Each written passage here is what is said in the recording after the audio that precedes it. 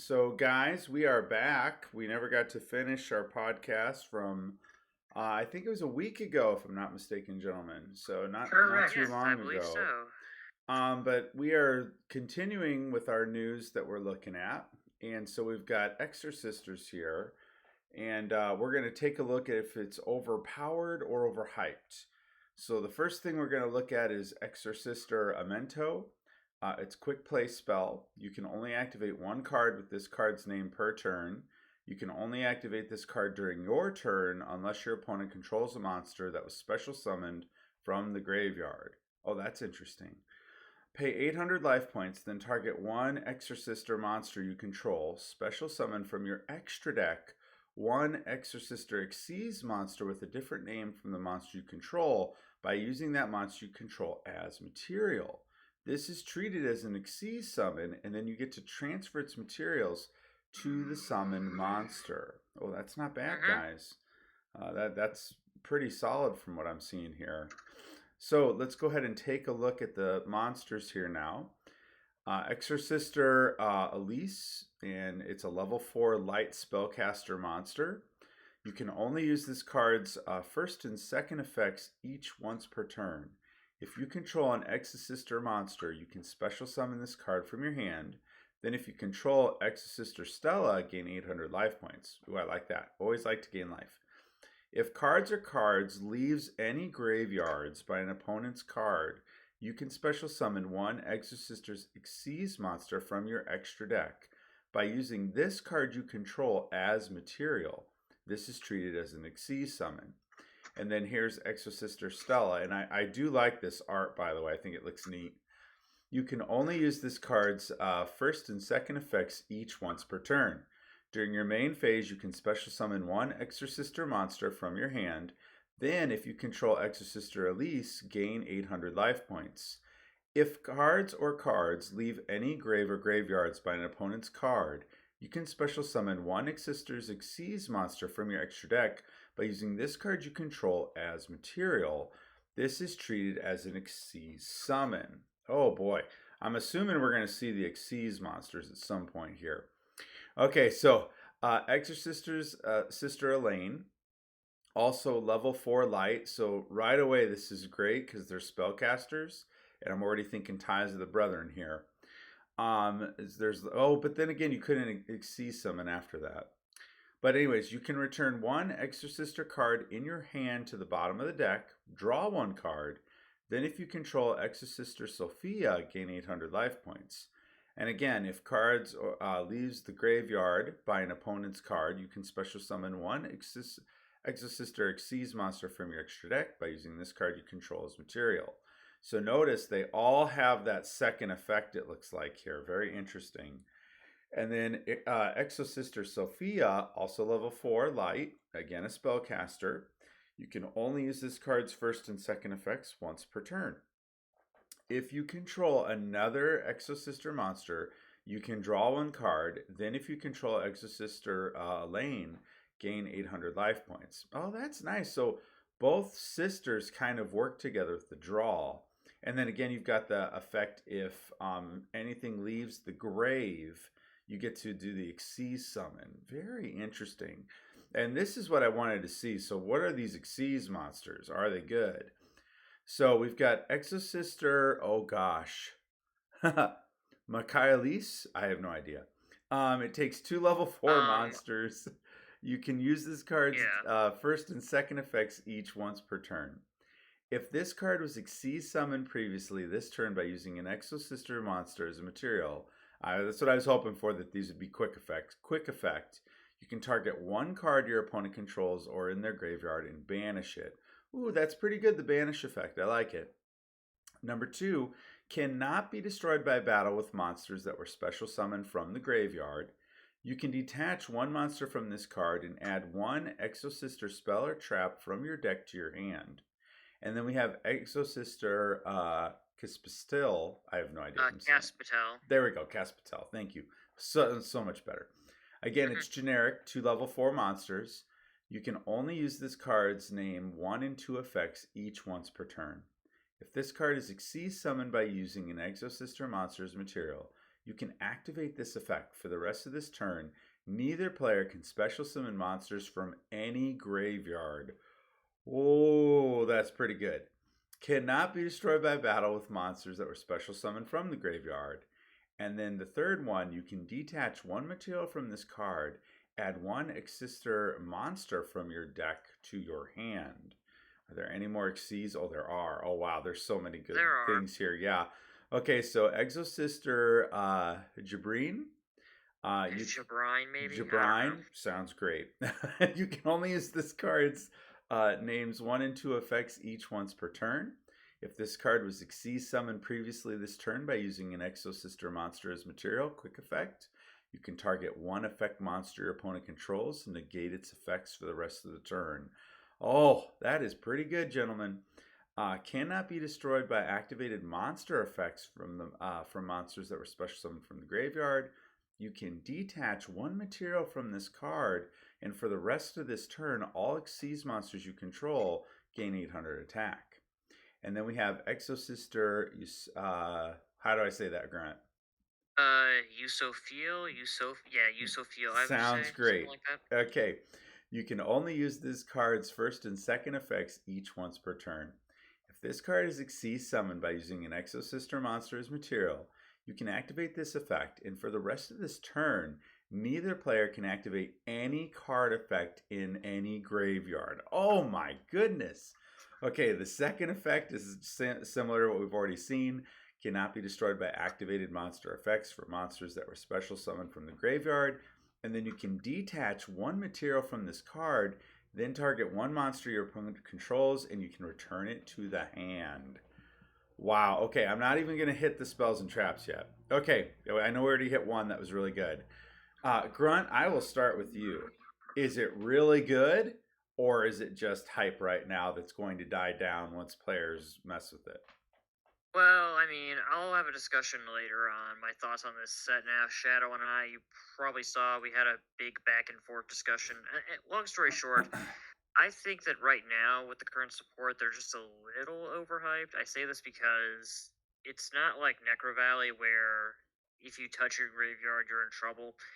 If you read any of the sisters, it literally, to do the Xyz effect during your opponent's turn, it has to be a card leaving the graveyard. So, like, if you just have effects at resolving in the graveyard, it's like Prank Kids. Sure, they'll take things out of their graveyard, but usually they'll get enough use out of it with special.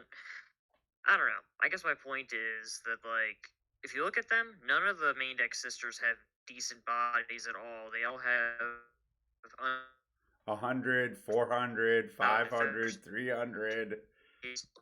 If you're... Nope, you still there, Grunt? Yeah, I'm still here. It's kind of cracking. Sorry. Like, that's just kind of my thing. Like, people see this and they're like, oh, hey, it's kind of like Zodiac. The issue is that, you need your opponent to bring something out of the graveyard with their effect, and, I mean... Well, there's decks that will do that. You play any zombie player, this thing's gold.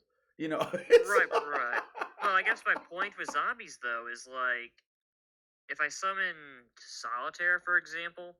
I could literally special summon the Unizombie from my deck because I'm not moving anything to the grave, and the issue is Unizombie can run over any of these, and he only has 1,300. Like, I guess that's my point, is that you can definitely overlay them together and get, like, the search effects off of the first two we saw. You know, that's probably good to get generic. I just don't like how it says, hey, if this card was Xyz summoned during this turn, you can do all these other shutdown effects. It's just feels a little too niche and situational. Like, if there were some cards that kind of like how Dark Worlds do it, if there were cards that forced your opponent to touch their graveyard and special summon stuff, maybe I could see this seeing more use. It's just like they don't even work generically well because they're very archetype specific. So I don't know. I'm just kind of thinking out loud here. Well, and you do only have 4 monsters so far, so that's limiting because that gives you only 12. But Shadow Mew, I know you always are thinking outside the box here. What do you think?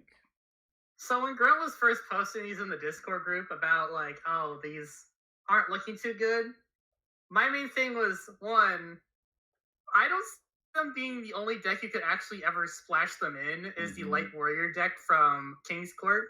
Yeah. Just because they do lock you into Light Warriors, and because you can use Joker's Straight and whatnot, summon Right. the three boys out, and then you can still summon an Exorcister or two. It's a But good the point. problem is their Mhm. effect has to happen on your opponent's turn. Yes. Yeah. And if they Granted, know they don't that say. strategy, that's tough. Yeah, keep going. Granted, they don't say an Exorsister monster's effect. So if there was a good enough quick play rank up spell or a seize type spell like that, you could do it that way. Uh-huh. It's just that there's not many of those that exist, and if they're specific. Oh, Mhm. say that again. You broke up. Say that again. Did you not hear me? I didn't hear that very last part.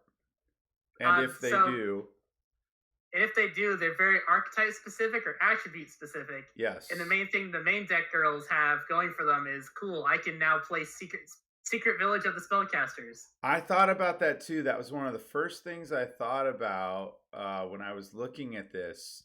Is that with them all being spellcasters, that's great. Except when you get to the Xyz monsters, they're warriors.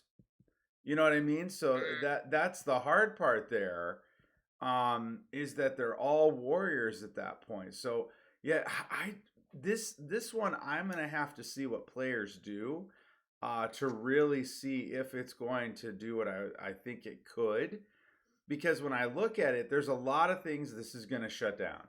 Because we all know that lots of the main cards that are in the meta right now, they banish their stuff all the time from the grave. I'm Mhm. thinking of Tri Brigade right away.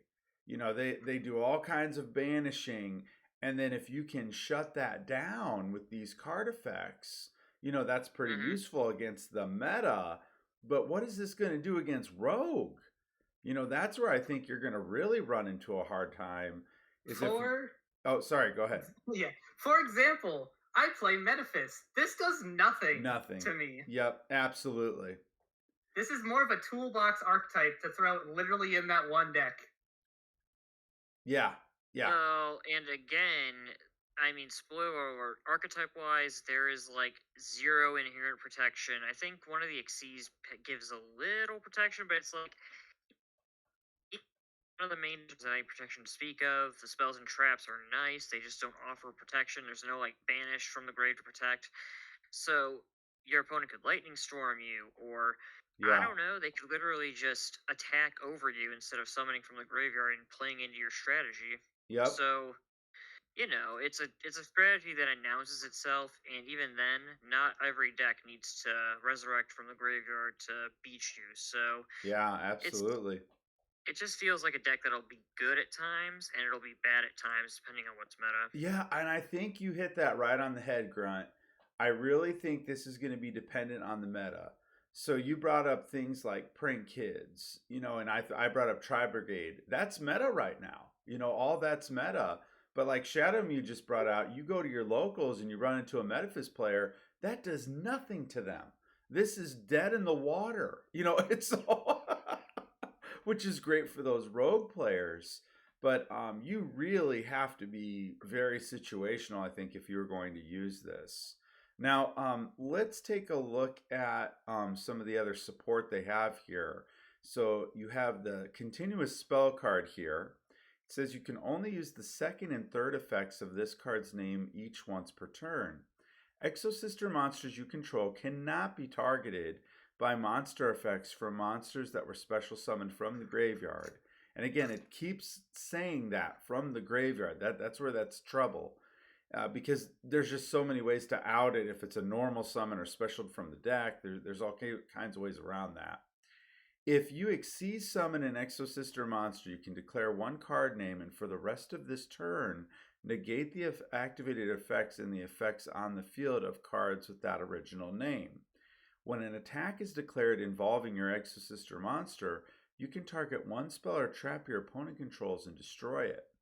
And then you've got the normal trap here, Vidis, I don't know.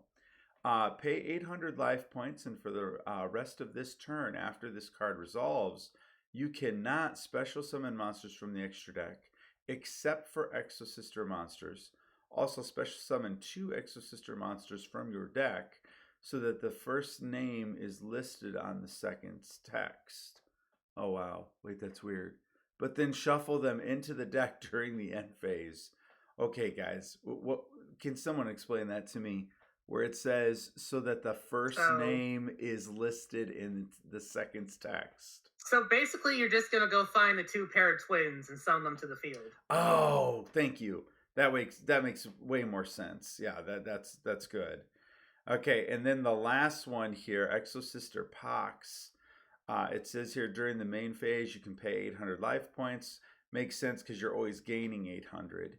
Add one Exosister card from your deck to your hand, except for Exosister packs. Then, if it is a monster that specifically lists an Exosister monster you control, or in your graveyard in its text, you can special summon the added monster. All right, so Shadow Mute, do you think that's enough support? I mean, do you think it's a good start, and what do they need to do to make it better? Ironically, the best part of the entire archetype is their spell and traps. Yeah, it's interesting, yeah. Realistically, if they gave them like a field spell that sort of made their opponent move cards around in their graveyard and it counted as an opponent's card effect, that would help them a lot. Otherwise, the monsters are very niche, and they won't work unless in those specific matchups where they can actually resolve their effect. The only reason people are going to be playing the main Exorcister monsters and not just splashing the Xyz is because the Xyz do rely on the archetypes still to get stuff done. So it's like this can't really be an engine per se, because you're going to need to get that Exorcister monster in there. And I'm going to say this, Shadow Mew, if I were to build this deck, I know they Xyz summon on my opponent's turn by their... by their what, Grunt? Yeah, I lost you again. Just to guarantee the summon. You did? Yeah, so you said they Xyz summon by their... They Xyz summon by their effects, but it's like you're better off just playing Wonder Xyz and ranking them up at will. Because For those of you who don't know, that's an old trap card. For those of you who do not know what that is. It's a normal trap, so you can run it with trap. Yes, you can. Yes, you can. It's, I don't know. I guess that's just my point. Again, this feels, I didn't say this, but I'll say it now. This feels like dual terminal stuff. You know, it's very lore specific. You can tell that from the art and stuff, they're supposed to be like exorcising demons. They're essentially hunting ghosts, demons, spirits, and all that. Oh, yeah, I see what you're saying there. Yeah. And that's why it's all about the grave. But it's just like dual terminal, because they're essentially putting the lore into the effects. And I mean, I like that they have the ability to destroy a spell on declaration. I don't even know how to pronounce it. Carpetabel. It also lets you declare a name, so technically you have a way to out Mystic Mine. That's true. It's got good niche uses. I just feel like, I mean, Shadow and I have the same opinion here. Give us a way to manipulate our opponent so that they can make this happen, kind of like how Lair of Darkness works. So, I don't know. They got to do a little more with the archetype, but the fact that this is the first set, it is promising. Yes, I would agree with that. It is a good start, but I would need more before I would be maining this, because I'm a rogue player, and I know if I'm out there, there's got to be lots of other people like me out there. And so if I'm going to a local, I usually run into rogue all over the place. Which is good. I'm very certain these boys will only see play, if not by themselves, with the face card deck. It's like Jack's Knight, Queen's Knight, King's Knight. That's all I see them being able to play with right now. They do not mix with anything else at all. Which is weird again, because as we mentioned, the Exosisters start off as spellcasters and become warriors. Yeah. So... Oh, I get it. Like, I get it. They're magical girls. Yes, they become warriors, but it's like, why a spellcaster? Why not go with something else? But yeah. Well, especially for some of the other cards we talked about, you know, like Spellcaster or the Village of the Spellcasters. What is that again? I always forget. Order of the Spellcasters? Secret Village of the Spellcasters. That's it. Thank you. I always think of that one because it locks your opponent out of using spells, which is great. But if these are going to change to warriors, then you're locking yourself out. so that becomes a huge Yeah. issue. So yeah, there's just some things here they could do. I really like Shadow Mew's idea for the field spell that it would force your opponent to get rid of something and it would be something they'd have to activate. So I think that would be a great step forward for this deck. So guys, my opinion is with the other two here, there's potential here, but I don't see it making a lot of waves just yet. Okay, let's go back to a refresher on Punk now. Again, we talked about this in our Yu-Gi-Oh news. You might have missed actually. I want to say about a month and a half ago. So it's been a while since we've discussed it. But we do have another card though that has been brought up. So this is No Punk numeral Ogre. It's a level 8 Dark Fiend monster.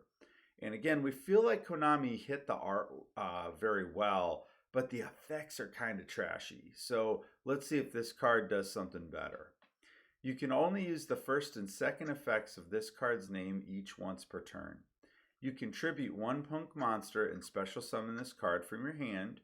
You can send this card from your hand or field to the graveyard and add one Punk monster from your deck to your hand except a level 8 monster. And then the third effect, once per turn, when your opponent activates a monster effect, quick effect, you can make this card gain attack equal to that opponent's monster's original attack until the end of this turn. Oof. Okay, Grunt, what are you thinking about that one? So I'm gonna say this. We already said this. These things have amazing artwork, and Numeral Ogre here is probably making me like this deck more just because of how solid it is. Well, I think it's solid in some ways. But I'm looking at the third effect here. Once per turn, when your opponent activates a monster effect, you can make this card gain attack equal to that opponent's monster's original attack. I really don't see the interruption here. You know what I mean? Like, it'd be great if it negated something. Like, that to me would be fantastic. So it kinda, I don't even think it needs the third effect. I say this because, I mean, you can look at the first two effects. It can tribute summon, or tribute one Punk to special summon itself as a level 8, making it easier to go into the synchro. And the fact that you can send it to add one Punk monster, except a level 8, that's actually not bad. The other level 8 had a similar effect, but it was actually a heavier cost. Yes. So, Yes. personally, I think that this makes the deck a lot more consistent, even if it is on a level 8 bodies, but I think it makes the deck a lot better, considering that this is the first set of support. I like it more than Exosisters, at least. Yes, and I agree with that. It does make the deck better. That's for sure. But based on what we've talked about, I just don't feel that we're getting that boss monster effect that we really need. You know what I mean? Hey, Taco Tony. I don't know. I just they really need something to shut stuff down outside of the synchros, if just in my opinion. Shadow, have you looked at the Punk archetype at all? I'm currently looking at them. The archetype kind of feels like when you look at an anime and you see someone throwing like this big haymaker of a punch. Yes. But then it switches to like when you're throwing a punch in a dream and you just like boop them. Yeah. Yeah. Like they got momentum, but nothing's happening. Yes. Absolutely. Yes. So I don't know if it's going to be enough here. I still think the archetype needs more to be taken seriously. So just my thoughts there. Taking a look at some of the ones we've talked about, we've got Madame Spider, we've got Shirakuse, and again, you can tell from the artwork, these cards look great. They definitely nailed what's going on here. But I don't know, the effects are just, you pay 600 and you get different effects. So like Shadow Mew saying, you gain that momentum, but to do what? You know what I mean? And so, because like you look at Madame Spider here, add one Punk trap card from your deck to your hand. Fusion summon one Punk fusion monster from your extra deck. From the hand or field as fusion materials. Wagon, you get to add a spell, and then Seaman, you get to add a monster. And then, of course, you've got the other level 8, which Punk was referencing earlier, where it's very similar. You tribute one Punk monster, you special summon this card from your hand. You get to send this card from your hand or field to the graveyard and send one card from your hand to the graveyard. And if you do, special summon one level 8 or lower Punk monster from your deck. So you could get out that other card. And then once per turn, when this card destroys a monster in battle, you gain life points equal to the original attack of the monster. The main monsters, I mean, they get going, but I just don't feel there's enough there. And then, of course, we've still got Carp Rising here. We talked about this fusion before, where you can tribute this fusion summon card, special up to 2 level 8 or lower Punk monsters with different names from your hand or deck. If this card was used as a material for a synchro summon, target one Punk monster you control. This turn it can attack twice. Again, it's just not doing much. And then you've got the last one here in Yugioh, where if this card is synchro summoned, you can target a number of cards your opponent controls up to the number of level 3 psychic monsters with different names in your hand, in your field or graveyard.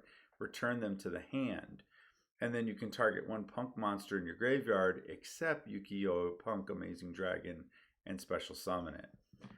I just don't think there's enough there. Grunt, is there something I'm missing?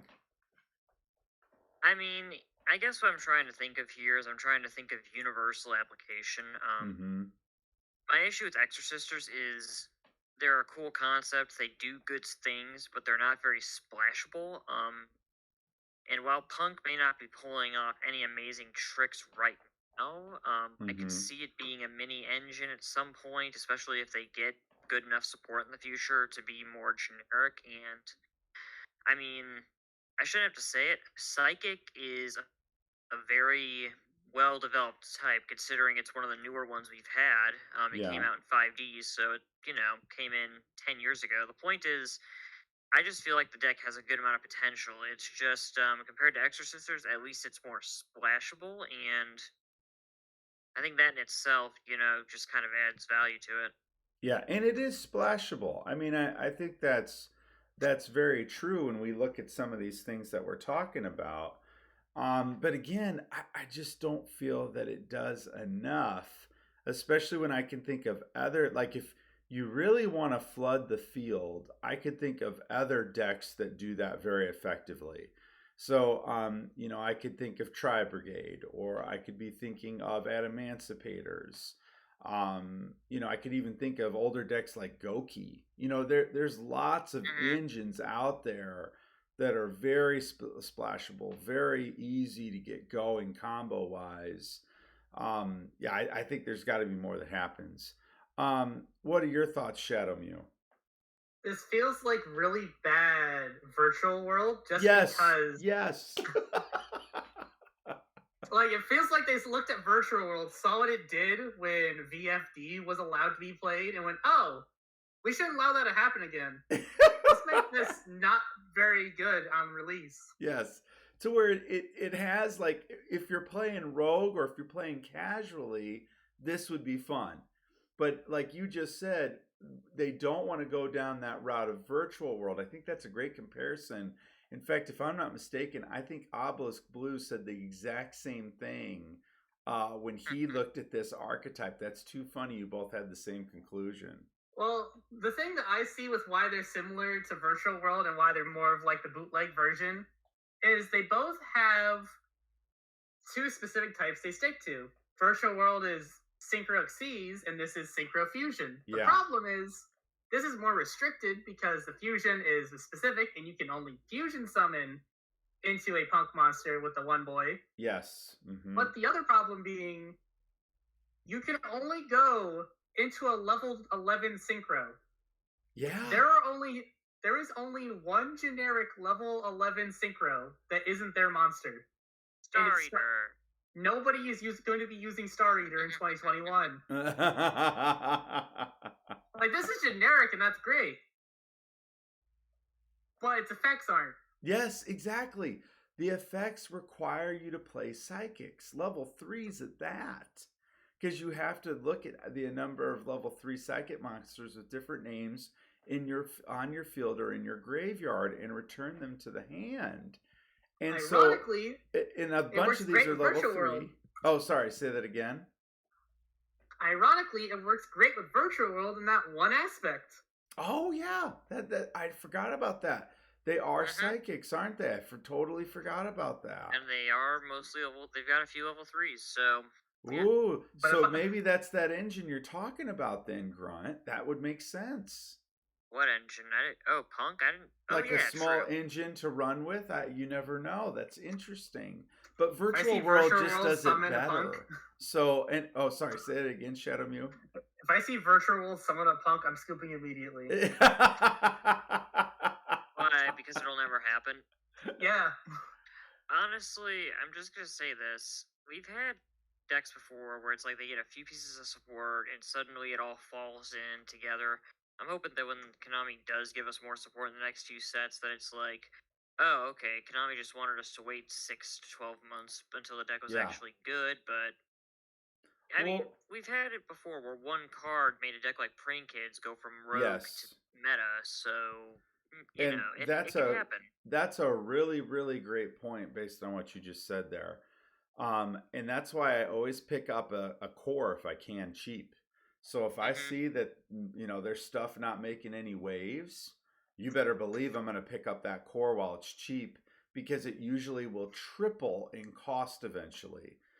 So like Lyrilisk, I got all those cards for 5 cents when they all came out. Yeah. You know what I mean? And now it's like now they're way up there. I mean, it's just crazy how it just takes 1 or 2 extra cards or an engine that comes along that they fit into well.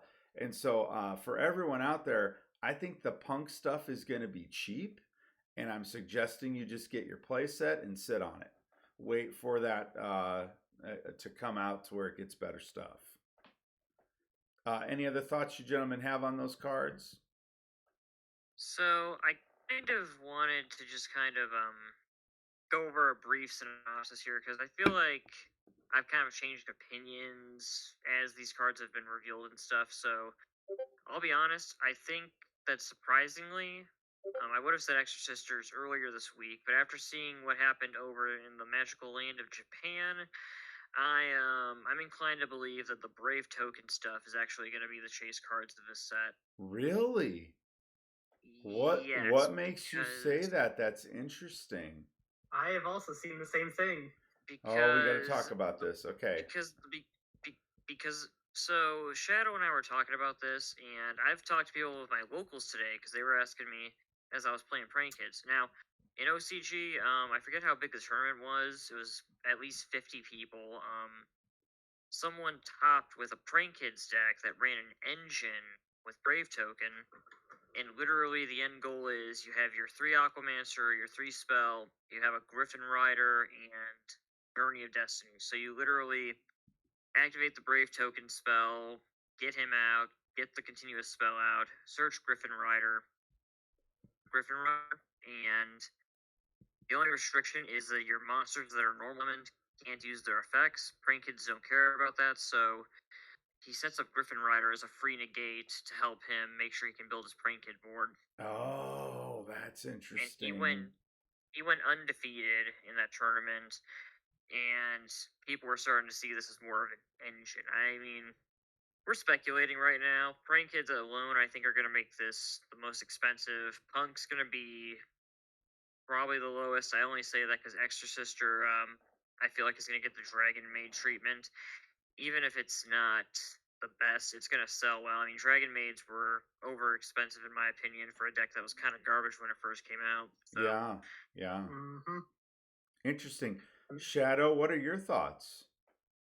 Yeah, the basically 1 card engine to just make it so that your opponent can't Nibiru you in any combo deck that relies on you not getting Nibiru'd makes it so that if you have a deck that doesn't rely on your normal summon effect, because it does lock you, I think, out of it if you do.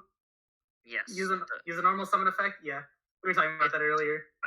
So quick.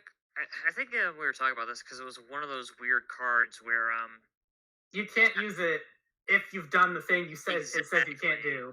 It's kind of like how Cold Wave or Heat Wave works, and how it's like you have to start at the turn. But with Rite of Aramesia, it literally says for your whole turn you can't activate the effect of a normal summon monster. So kind of like Red Ice Gotcha. Fusion, you have to not break the rules.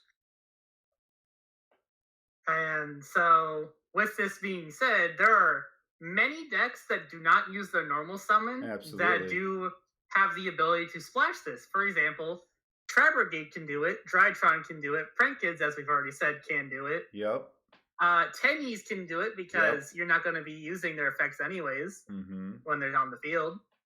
Pacifist can use the token itself to start the deck and also get a negate at some later point if you wanted to. Yeah. Fantastic points, guys. Sorry, go ahead. It's just a very splashable engine if your deck does not require you to use a normal summon effect. So obviously Dogmatica, well, no, they could use it too, but Invoked itself can't use it because Alistair is, I have to summon Alistair. Yeah, absolutely. I mean, all I can say about Brave Token is, good job, Konami. You created another Kaiju archetype where the deck itself doesn't run well, but it runs very well as a complementary piece. And I'm okay with that. Okay. Because I love Kaijus. But I like what you said, Shadow, about the protection for Nibiru coming out on you. Could this mean, gentlemen, that we are seeing a shift towards combo again? I know we've been in a slow format for a while now with a lot of back row. Shadow, do you think that's the swing we're going to see? I feel like the main thing that's going to happen is that everyone's going to be running this combo, and then we're going to have all these combo decks going off and everything. And then Konami's going to finally release Crossout Designator, and none of it's going to matter. I mean, Crossout Designator is easily the biggest nail in this engine's coffin because if everyone's playing it, you can stop it. Pretty much, and even then, here's the thing. Even if your opponent is running it, you don't have to run the entire engine. All you need to do is get rid of the Griffin. So it's like, I don't know. I guess the point is with Crossout Designator, you can really get around things. I'm hoping we get Crossout Designator in Brothers of Legend just because, it would benefit us to... We've been doing that for like 3 years now. I know we've been doing that for 3 years, which is why it's overdue. This card's quickly becoming the new Fright for Patchwork. Absolutely. Yep, great point, guys. The entire reason called buys at 1, even though they had no reason to do it yet. Oh, I know. Oh, that drives me nuts that's not at 3. I get very upset about that. Because I think it leads to better back and forth Yu-Gi-Oh! Which cards, Taco Tony? Which cards are expensive for you? And Red Dragon Archfiend? Yeah. Probably Red Ice Fusion. Oh, yeah. The Red Ice Fusion, yeah. That's definitely. Well, no, they got reprinted in Legendary Duelist. It's like it's a common in that. So probably that's not too bad. It's not. No. It's not the Red Ice Fusion. It's Dragoon. Well, yeah, that sucker's up to close to $100. So I'm expecting though that there's going to be a reprint with how popular that is. So I don't know when, but I'm expecting it. We get our next ban list in about a month too, so there's a lot of hype. The Ascator, really? The Ascator is expensive? I didn't think he was that expensive. Is that the normal monster? Is that the normal summon monster? No. I know what he's no. So remember when they re-released the Incan crap for the Earthbound Immortal support when we got the new Evil Hero stuff? Yes. So they did the retrains of Ascator and Supe, where you special summon it from the hand, and you special summon its tuner. Oh wait, what's the insect type again, guys? The new one, Beetroopers. Beetroopers. Right? Beetroopers, sir. Because I know you guys mentioned you wanted to talk about that a little bit. Oh so... yeah, Why did you type in Insectors? I don't know. I thought insects is the first thing I thought of. Okay, so. Yes, let's talk about Insectors. Literally was the first thing I thought about. You're not wrong, Taco Tony. The Ascator is worth money. Gosh, I got these things when they were dollars. Okay. Well, no, Scout Buggy was still expensive when it first came out. Okay, so what are you guys seeing with Beetroopers? I've got some of the stuff pulled up here, but what are you starting to notice? So what I'm starting to notice is this is starting to snowball because Mm-hmm. I made the plant deck before people started being like, "Oh, hey, Mardell can search a plant," and now Yeah. Mardell is $50. No. It's just so expensive because it has V1 printing. Because for some reason they reprint any of the Megaton for some reason. Oh my goodness. Well, let me What know was what I that meant. app before that? Look at Murdoch right now. Sure. Okay, it drops then. Oh, you're starting to break up, guys. Say that Hey, again. she went down. Yeah, she was 50 because again, she says any plant, and it's nice since you can summon her off of Lone Fire. Okay, so going back, I think what I was trying to get across is that years Oh, insects guys, have I gotten am losing you here. Hold on. I can't think of a PG way to say this. They got a crud ton of support, like a metric ton, as in generic ways to special summon. They've got monsters that can special summon themselves. There's a lot of ways to make an engine with what's out there, and the Beetrooper stuff is Yes. just kind of the final nail in that coffin because it's all based on extending. It has a searchable negate. Yeah. One of Yeah. its monsters is essentially a DD Crow that brings itself out, so it's just a lot is going on, So and is now it's the not an time to amazing pick it deck. up? Has the deck itself already snowballed in price? So the deck itself kind of snowballed. I say that because everything in the Beetrooper deck as a single is $5 or less, except for the Scout Buggies. Scout Buggies are now about 20. You could have gotten them for as low as like 11 or 12 a week ago. Wow. Like Jeez. they really spiked up. It's all about getting ahead of the curve because here's the thing: unlike War Rock, which disappointed us, people were genuinely surprised with Beat Trooper. Resident Insect is an old card that I think came out in Duelist Alliance, and it never got a reprint. And it literally searches a bug, and then if you banish it with one of the many it can also goes pitch a bug. It literally just keeps recurring itself. Yeah. And Yeah. the generic insect support that doesn't have, you know, limitations like a lot of the stuff from the Duel Monsters era, all Oh, sectors have a new style that we're getting in Grand Creators. So it's yeah. just a ton of insects getting support, kind of like when Thunder Dragons made Thunder good. Okay. Well, and to hear that, so this is what I typically do. For all those that are watching, if you're looking for ways to save money, get everything else except what's expensive. That way, when it does start to go up in price, because it usually will, you can then maybe even trade some stuff for the more expensive stuff eventually. At least that's how I do it. I get myself a core set for myself, and then I buy the other extra stuff, another set which I use to trade. That is usually helpful for me when that happens, or there will be a reprint eventually that causes it to go down, or it's just not doing as well in the meta, so the price will start to fall. So that is my suggestion to people: pick up what's cheap, pick up an extra set. If it goes higher, use that as your trading fodder. And if not, more than likely the other stuff's going to drop, so you have a way to get it more affordably at that point. My biggest investment advice right now is that if your wallet's a bit tight and you're like, I don't want to shill out what's unfortunately a $50 to $60 playset instead of a $30 to $45 playset, even if you don't want to invest in the Scout Buggy, which is just a generic extender, Sting Lancer, the level 7 that we have on screen right now, I think we're scrolling down to it at least. We are. It's very generic. It's a very good monster, and it just lets you target an insect in your graveyard, and Yeah. you target a monster. Like I said, it's essentially not a DD Crow, but it does shift things. It moves things back into your deck for future pitching.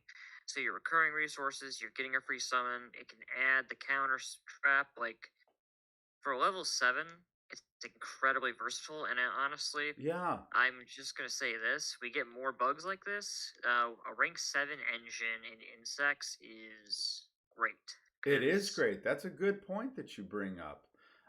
Let's talk about that a little bit. Why would you say that? Because I don't think the audience knows. Because there's a lot of people who don't know the power of insects. right. So the other thing you'll notice too, if you go through, is maybe except for I'm trying to think if the other ones are all wind, but essentially, for those of you who don't know, for the longest time, it wasn't rank 8 decks that were actually good. It was rank 7. Yep. Dragon Ruler format Yep. was a crazy time. And that includes cards like Big Eye Yep. or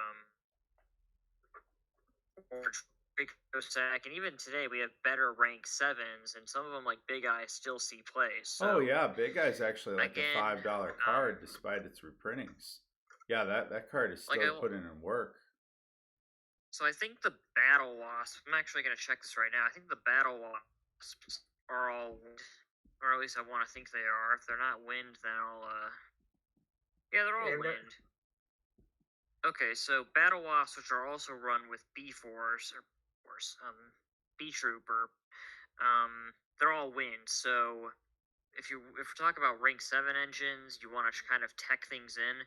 Tempest can kind of fit in this deck because of how many wind monsters there are. Yeah, and Tempest is the one, ruler that's not banned. So it's just stuff like that. I feel like people will just keep finding things to do now.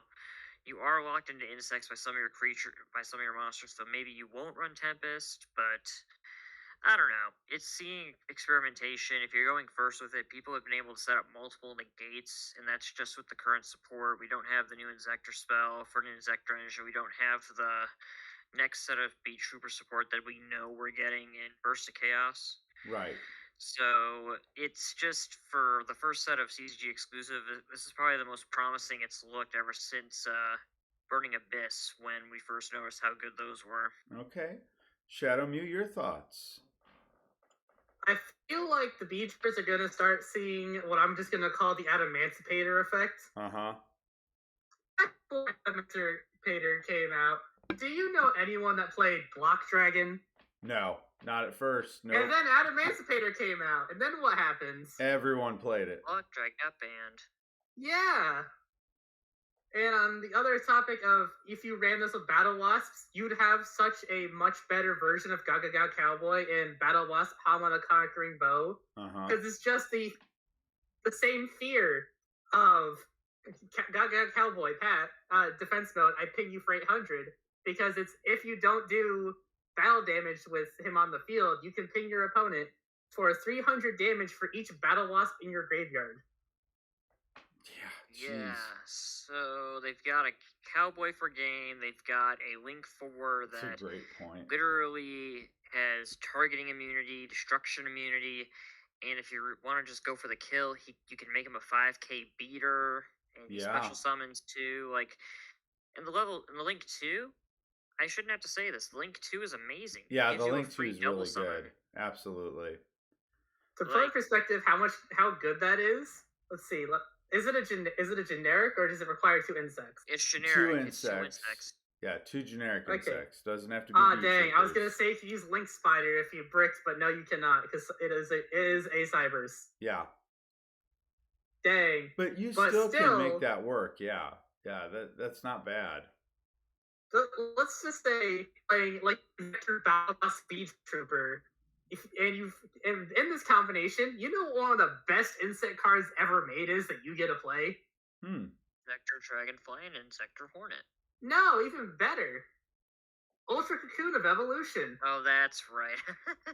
Because what this card says is if you have an insect currently equipped with any equip spell, which is what Insectors become effectively when they're equipped, you can tribute that monster to summon any insect from your deck, ignoring its summoning conditions.